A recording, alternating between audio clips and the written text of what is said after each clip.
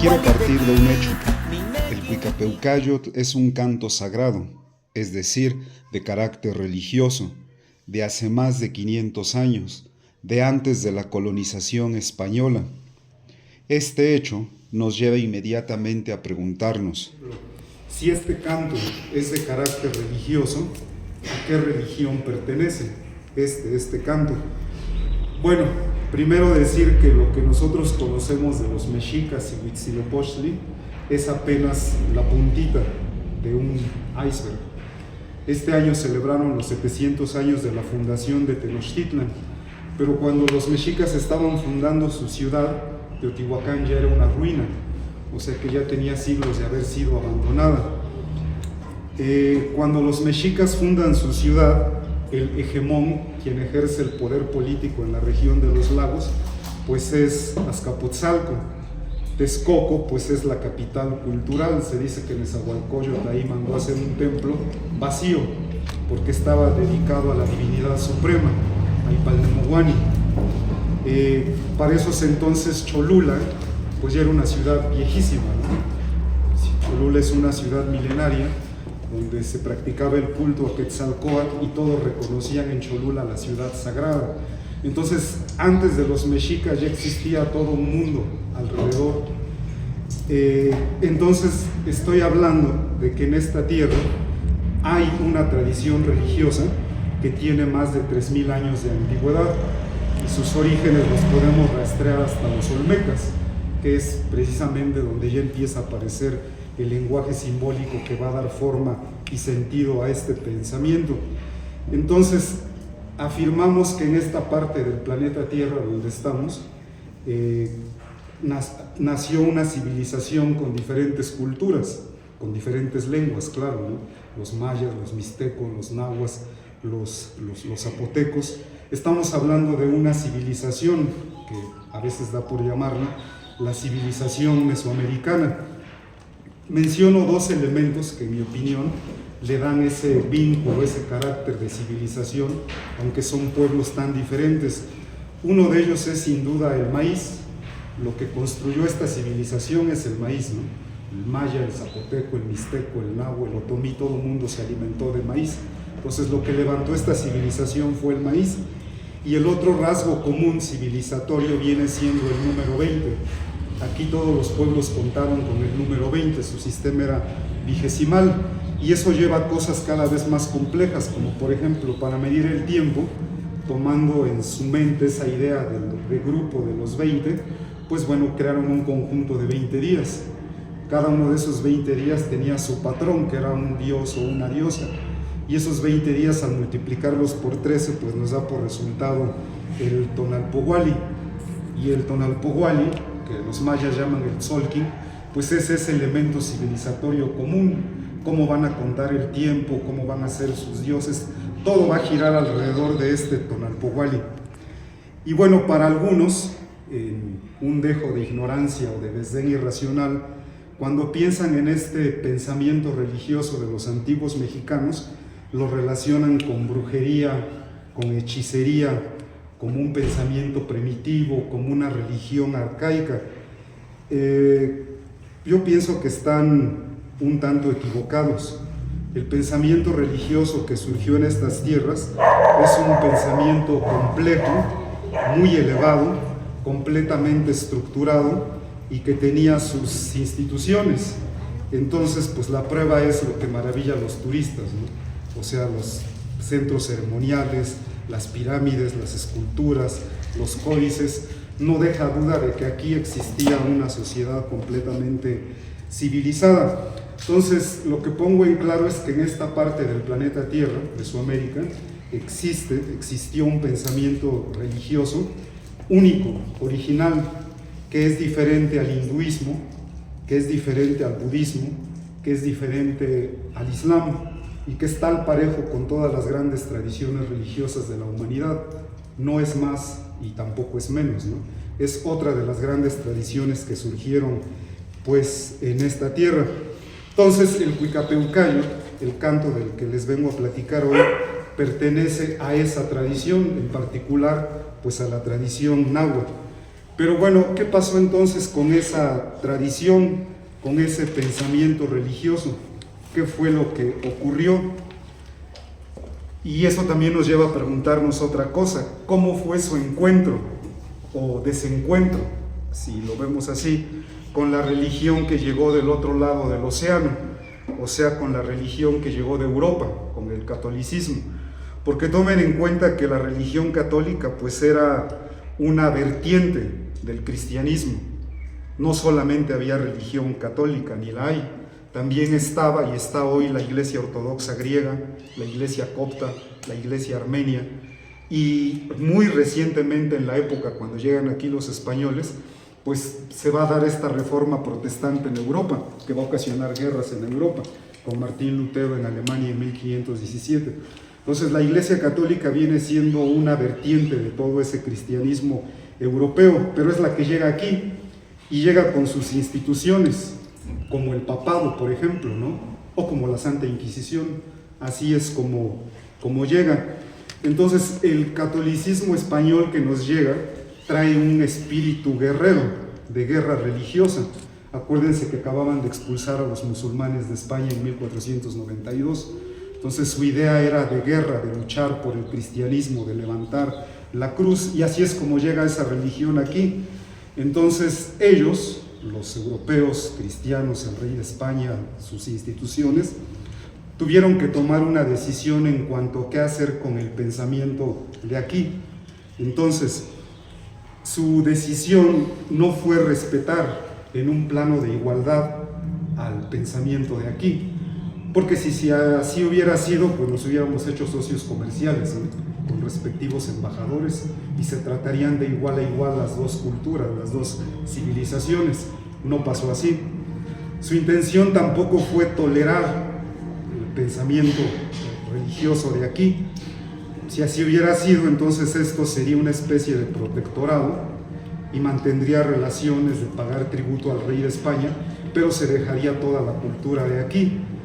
Lo que sí ellos decidieron fue el exterminio, fue borrar de la faz de la tierra por completo todo el pensamiento, la cultura de los antiguos habitantes de esta tierra, y con ello iniciar un proceso de etnocidio.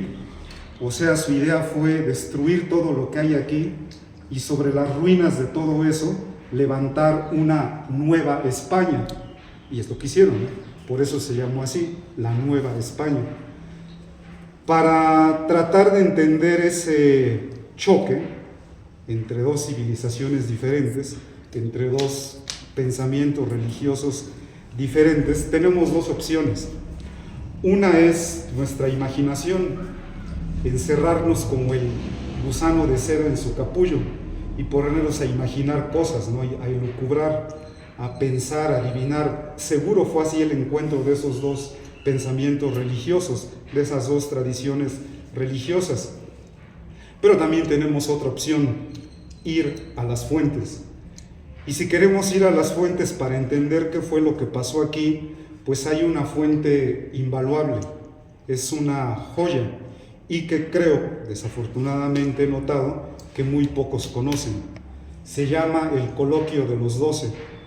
¿De qué trata este documento?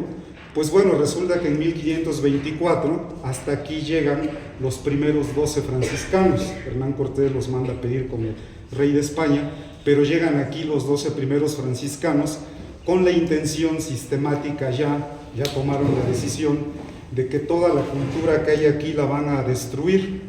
Entonces ellos ya vienen con el propósito de evangelizar. Así es como llegan los 12 franciscanos. Ellos tienen una idea muy maniquea, si cabe llamarla así, porque para ellos el asunto es fácil. Solo hay una religión verdadera, es el cristianismo.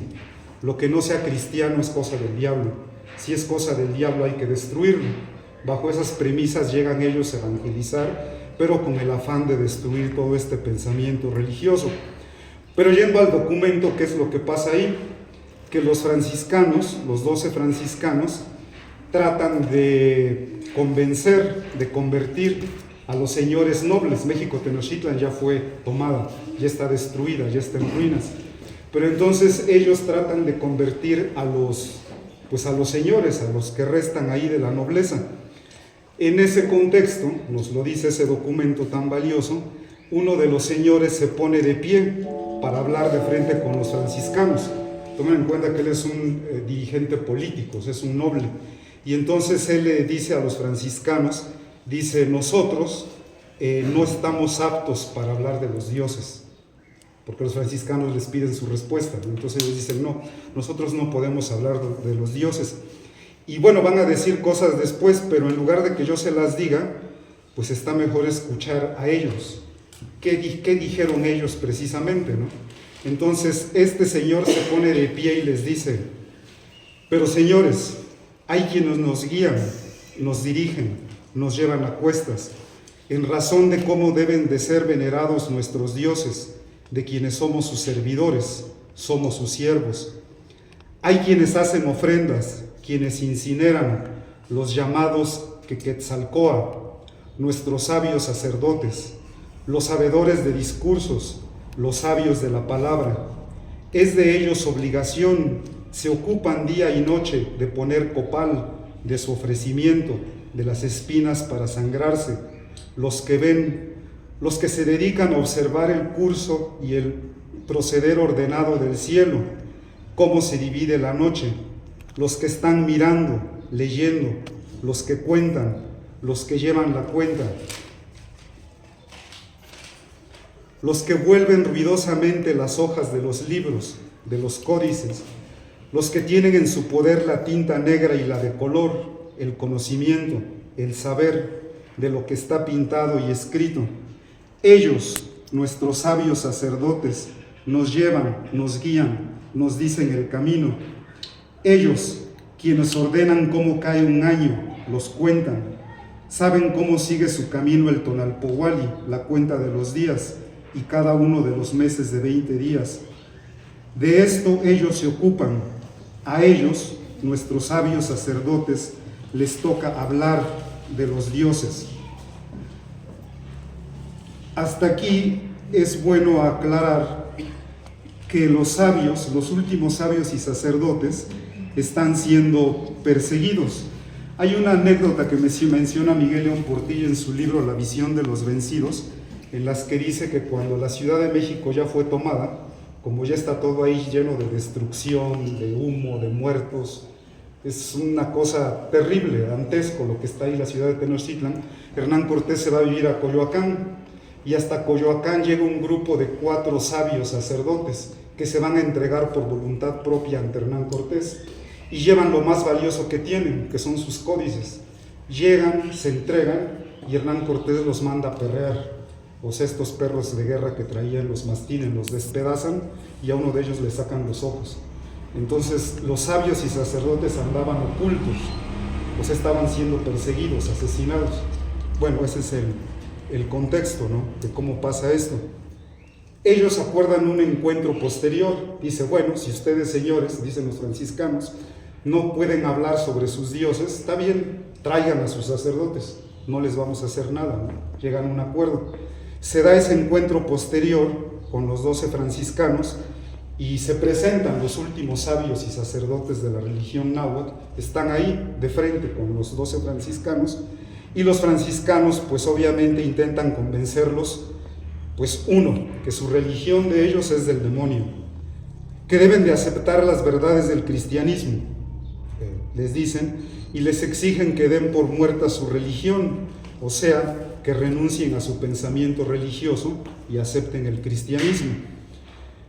A mí se me hace una escena dramática, les pido que se la imaginen, ¿no?, porque son los últimos sabios nahuas, su último actuar público, y están ahí ante los rostros desamparados de su gente, porque el evento es público, no se lleva a cabo en una plaza pública.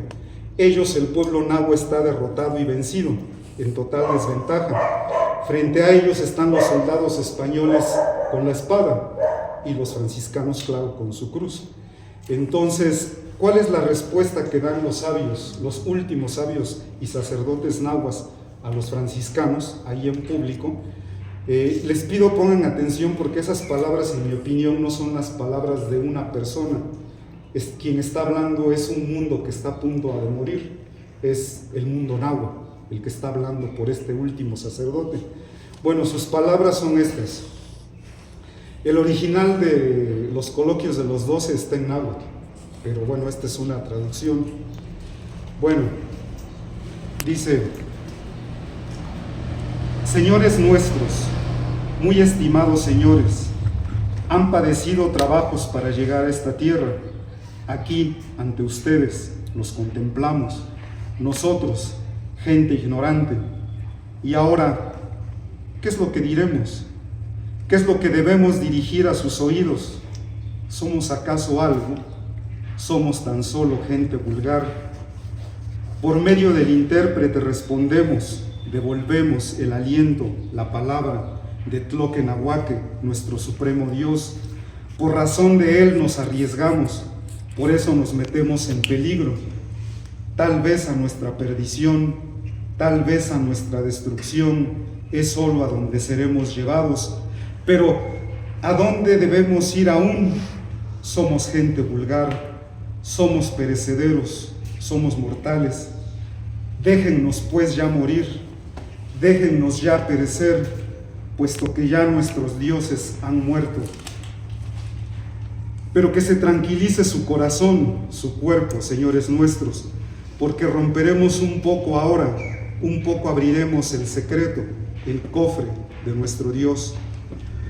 Ustedes dijeron que nosotros no conocemos a Tloquenahuaque, aquel de quien son los cielos y la tierra. Dijeron ustedes que nuestros dioses no son verdaderos. Nueva palabra es esa que ustedes hablan. Por eso estamos molestos, perturbados, porque nuestros progenitores, los que han sido, los que han vivido en esta tierra, no solían hablar así. Ellos, nuestros antepasados, nos dieron sus formas de vida. Ellos tenían por verdaderos, daban culto, honraban a nuestros dioses. Ellos nos enseñaron todas sus formas de culto, todos los modos de honrar a los dioses. Dice la doctrina de nuestros antiguos que es por nuestros dioses por quien se vive, que nuestros dioses nos merecieron, con su sacrificio nos dieron la vida. ¿En qué forma? ¿Cuándo? ¿Dónde? Cuando aún era de noche. Dice la doctrina de nuestros antiguos que son nuestros dioses los que dan el sustento, todo cuanto se bebe y se come, lo que conserva la vida, el maíz, el frijol, el quelite, la chía. Dice que a ellos, nuestros dioses, son a quienes pedimos agua, lluvia, por las que nacen las plantas en la tierra. ¿Y en qué forma? ¿Cuándo? ¿Dónde? Fueron los dioses invocados, fueron suplicados, tenidos por tales, fueron reverenciados. De esto hace ya muchísimo tiempo. Fue allá en Tula, fue allá en Huapalcalco, fue allá en Suchatlalpan, fue allá en Tlamoanchan, fue allá en Yohualichan, fue allá en Teotihuacán. Ellos, nuestros dioses, sobre este mundo habían fundado su dominio. Ellos dieron el mando, el poder, la gloria, la fama. Y ahora, nosotros destruiremos la antigua regla de vida, la de los chichimecas, la de los toltecas, la de los acolhuas, la de los tecpanecas. Nosotros sabemos a quién se debe la vida, a quién se debe el nacer, a quién se debe el ser engendrado, a quién se debe el crecer, cómo hay que invocar, cómo hay que rogar a los dioses. Escuchen, señores nuestros, no hagan algo a nuestro pueblo que le acarree la desgracia, que lo haga perecer. Tranquila y amistosamente consideren, señores nuestros, lo que sea necesario. No podemos estar tranquilos y ciertamente no tomamos por verdad, no creemos en su doctrina cristiana, aun cuando se ofendan.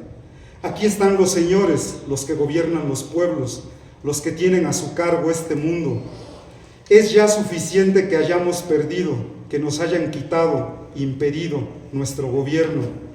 Si en el mismo lugar permaneceremos, solo seremos prisioneros. Hagan con nosotros lo que quieran. Esto es lo que contestamos, lo que respondemos a su aliento, su palabra. Oh, señores nuestros. Bueno, pues al leer y escuchar este texto, el coloquio de los 12, surgen más preguntas todavía, porque lo lleva a uno a pensar qué pensaban esas gentes, los antepasados, los más antiguos, los sabios, los que vivieron su mundo. ¿Cómo vieron ellos su mundo ahí antes de que llegaran los conquistadores españoles? ¿Qué sentían? ¿Cómo miraban? ¿Cómo se veían a sí mismos? ¿Cómo veían lo que trascendía en este mundo? Y bueno, para responder eso, otra vez tenemos dos opciones. Una es ponernos a imaginar, a delirar, a pensar cómo nos hubiera nosotros, cómo pensamos nosotros que hubiera sido eso. Y la otra, seriamente, es ir a las fuentes, si es que queremos entender cómo pensaban su mundo nuestros antepasados. Y bueno, eso es precisamente lo que hace Miguel León Portilla. En 1956 él hace su tesis doctoral y la va a titular La filosofía náhuatl estudiada en sus fuentes.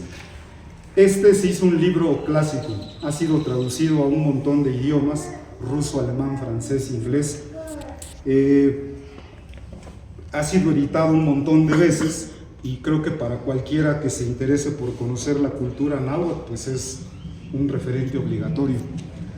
Pero bueno, ¿cuáles fueron las fuentes a las que recurrió el maestro Miguel León Portilla?